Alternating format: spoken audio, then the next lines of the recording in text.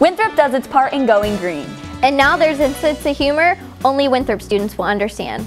It's all coming up on this week's edition of Winthrop Close Up. Welcome to Winthrop Close Up. I'm Kayleen McDonald. And I'm Susan Clark. Going green is important for the environment, but it can also bring in green for Winthrop. Krista Alsabo reports. Hopefully students will think twice before throwing away those soda cans. As we move closer to the November election, reporter Evan Wofford wanted to find out about a group of students attempting to offer a third option on the ballot. SSU is planning on participating in protests at the Democratic National Convention when it comes to Charlotte later in the year. We will have to take a short break, but stay tuned. More news, arts and entertainment, and sports are on the way. Stay with us, Winthrop. Welcome back.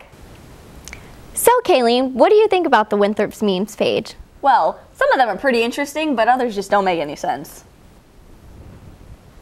Cookies and cards might be the way to your heart, but did you ever think they could be healthy? Brittany Gunn reports. For more information on creative health, contact the Coordinator of Wellness Services. That's all for our Winthrop News segment. Now let's see what sports has in store for us. Sheila? In world news, Russians both for and against Vladimir Putin hit the streets in decorated cars to show their support for the upcoming elections. Putin's return to power is almost certain, but in light of recent protests, his supporters are not taking any chances. Using decorated cars wasn't only a way to show support for Putin, it also protected Moscow residents from the country's bitter cold weather.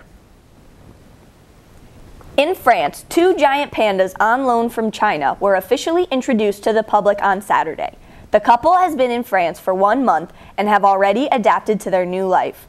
They're the only giant pandas in France, and there was much excitement when the zoo finally opened the doors to the panda enclosure to the public. Despite the long way from their home, they seem to be adjusting well to life in France. As always, Winthrop, thanks for tuning in. Thanks for watching. See you next week.